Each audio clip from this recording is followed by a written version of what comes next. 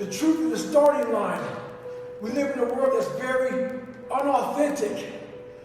So who the fuck are you? What do you stand for? What do you believe in? You know, a lot of people don't like what I say.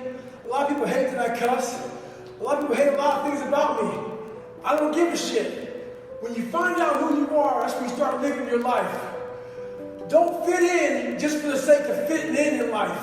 Make sure that you have something to say it.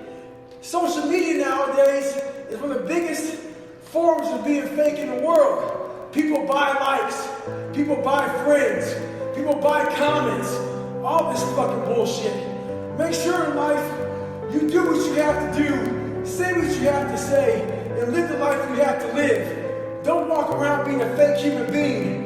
Don't be scared to be who you are. Stay hard. Jumping through hoops and doing whatever I had to do to get you a bowl of rice when you came home at night. And it was just incredible. And then you would meet the people that were living on the beach. Their homes were on the beach, and they'd been hit by the wave, and they were just immediately rebuilding. It was just, okay, listen, this is what we've got to do. And they start rebuilding. And I'll never forget wandering around at that point on the tip, on the eastern tip, and I found there was a wall left of a house. So I imagine it was the wall where there was the door, and everything else had gone. It was one brick wall just standing on its own. And if you sort of walked through this door, you just saw golden sand and palm tree, and there was a dresser, just a one wooden dresser against this back wall. And this young guy came up to me and he said, "Hey, you're a photographer, and where are you from?" And the usual. And I sort of got chatting to him, and he said, "Can I get you a drink?"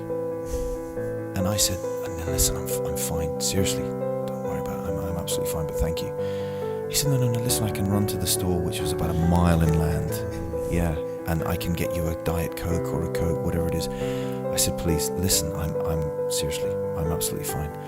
He said, "Okay, well, please sit." And he pulled up a crate, and we just sat it down. And I'm sitting in what used to be his main room of his house. And he gets the crate and lets me sit on it. And then he just shimmies up the coconut tree. And he just pulls a coconut off the top of the tree, shimmies back down. And I'm thinking, and I really don't like coconut milk. I mean, but because it doesn't agree with me. So I just thought, okay. But he's gone to this effort. So he cut down this and he took the top off. And then he went to the dresser and he opened the drawer and he pulled out a tiny silver platter. And he put the coconut on the platter and then he handed it to me. And he'd even got a straw. And he put a straw in it. And he said, "Please, you're in my home." And I'm looking at the one wall that's left of his home with his dresser. And so I take a sip of this drink and I said, "So tell me if this is your home, the water was 25 feet away. There's the golden sand." I said, "What happened?" And he said, "The wave came in and destroyed my house. And it took away my parents, my wife, my brothers and sisters, and my 6 kids. They're gone." And all I can think of is that he has tried to find somewhere for me to sit. He's gone up a tree to get me a coconut and put it on a silver platter. The only thing that's left in his house is this chest of drawers, this dresser with a silver platter in it. And he's more concerned about my welfare at that moment. And this is what had happened to him about 5 days earlier. And I remember thinking, when I got back from Sri Lanka, I couldn't stop thinking about that conversation. And I think that was the time when it really hit me. It really hit me about what had happened. And I can't even begin to describe. I think I had a numbness similar to the sort of numbness that I'd had in Iraq, but this was a different kind of numbness, because the thing about the tsunami was you were dealing with the living, and it was the living that affected you. It wasn't the death, and it wasn't the bodies that had been swept a mile inland and ended up in people's houses and stuff like that. It wasn't the way, you know, you would cover the funerals of all the different religious types there. It's when you're speaking to the people that survived that it was a real leveler, you know. And well, that just about sums up my the mantra that I use in my head is action cures all. So whenever I'm feeling anxious, if I'm feeling overwhelmed, like I know, like the last few days I've had so much to do. It's really been like, I try never to get to the point where I have more to do than I have hours, like more to do where something pretty important will break if I don't do it. Because I can always deal if just giving more hours solves the problem. But once I run out of hours, then I start to feel that sense of overwhelm. Yeah.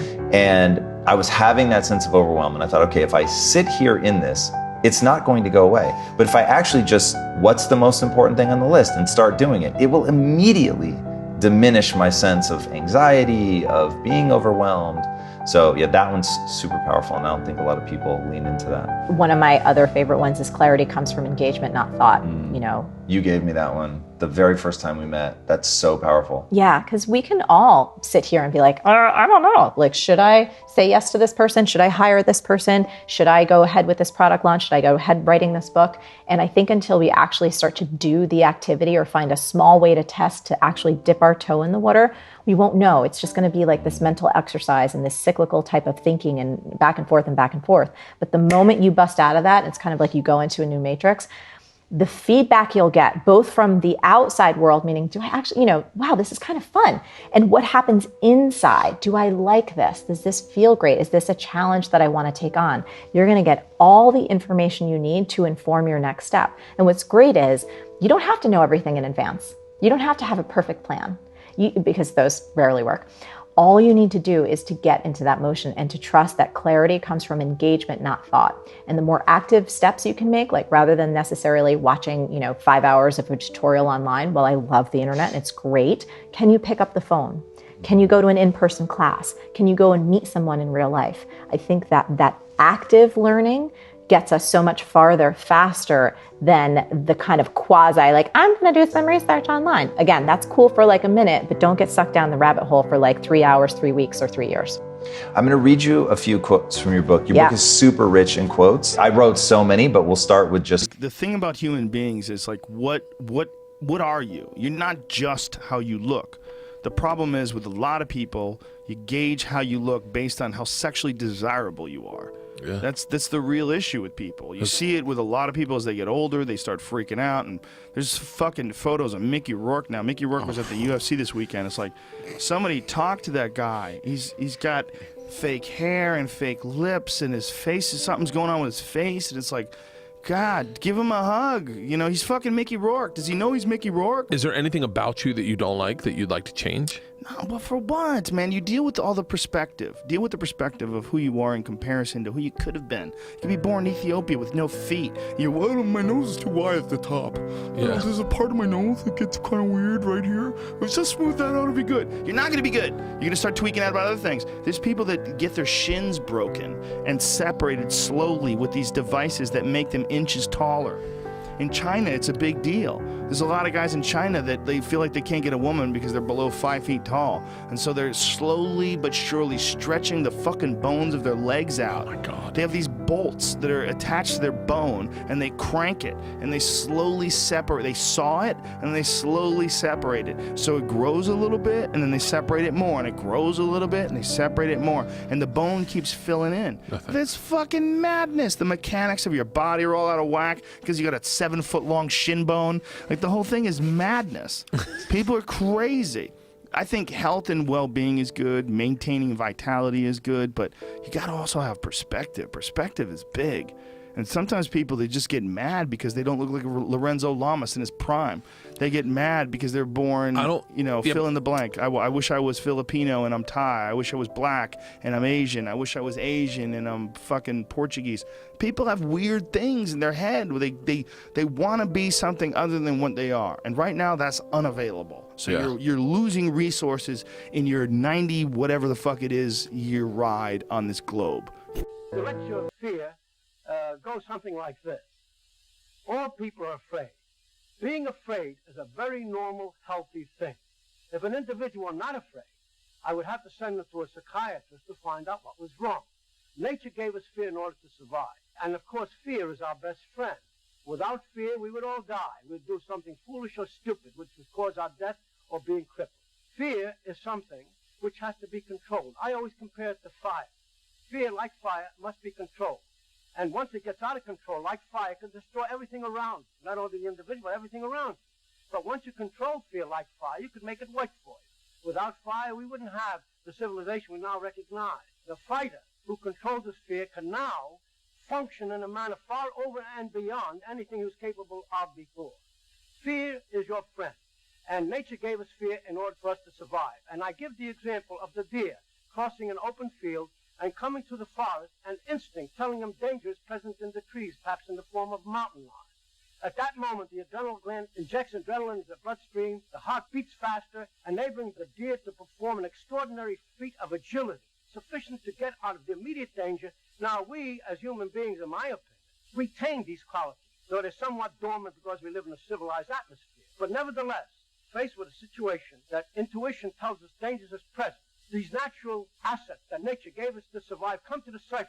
And if we don't panic, if we maintain a discipline and a control over them, we can use them. And they not only will help us survive the particular incident, but continued success will give us a confidence that is so strong and a foundation so powerful that in time you can get to overcome almost anything.